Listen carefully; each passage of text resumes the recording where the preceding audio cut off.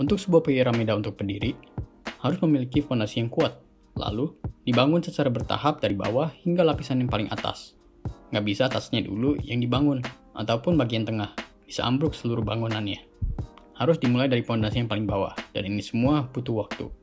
Di perencanaan keuangan pribadi, ada 3 hal yang setiap orang miliki, yaitu dana darurat, asuransi, dan investasi.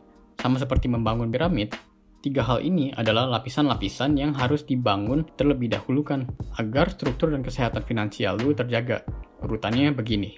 Urutan pertama adalah dana darurat.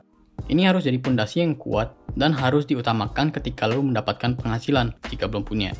Seperti namanya, dana darurat digunakan untuk keadaan darurat. Skenario yang paling umum adalah ketika di suatu saat sumber penghasilan lu tiba-tiba nggak menghasilkan duit lagi. Ini bisa terjadi karena mungkin lu di PHK, atau bisnis lagi susah, atau alasan-alasan lainnya. Ketika lu udah nggak ada penghasilan, biaya hidup tentu masih ada, dan ini di mana dana darurat digunakan. Idealnya, dananya harus cukup untuk membiayai minimum 6 kali bulan pengeluaran. Jadi kalau pengeluaran lu 1 juta per bulan, maka 6 juta untuk dana darurat sudah cukup. Tapi kalau pengeluaran lu 10 juta per bulan karena sudah ada pasangan, maka lu akan perlu 60 juta. Untuk tempat penyimpanannya, harus di instrumen yang liquid. Gue sarankan untuk pegang 50% cash di bank, dan 50% taruh di reksadana pasar uang yang nilainya naik terus. Setelah dana darurat sudah beres, lapisan kedua adalah asuransi. Ini adalah bagian proteksi untuk keuangan lu, sebab asuransi digunakan untuk membantu membiayai biaya-biaya rumah sakit yang nggak terduga. Coba bayangkan lu lagi menjalankan hidup lu seperti biasa, lagi menabung untuk beli rumah, dan tiba-tiba nggak ada angin, nggak ada hujan, amit-amit lu jatuh sakit, dan perlu dirawat di rumah sakit. Ternyata ada penyakit yang lumayan kritis, sehingga dirawatnya lumayan lama, dan setelah berapa saat berlalu, bil dari rumah sakit keluar, 150 juta. Apa yang lu akan lakukan? Mungkin bisa pakai uang tabungan rumah, atau mungkin jual investasi, itu pun kalau lagi hijau.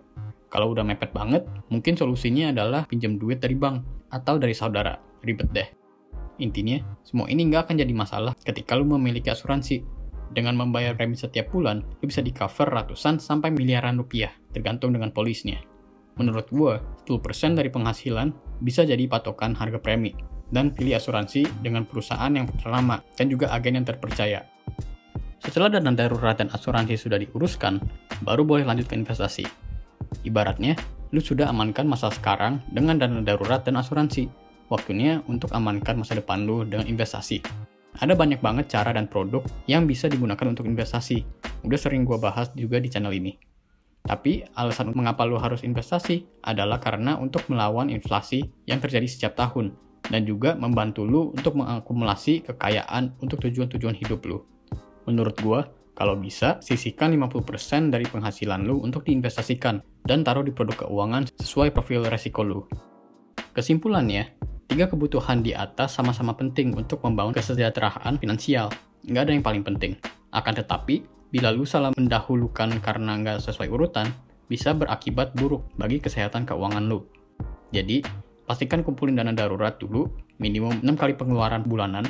Lalu, miliki asuransi kesehatan yang preminya seharga 10% dari pendapatan lu. Lalu, mulai berinvestasi untuk masa depan yang lebih cerah. Salam sukses.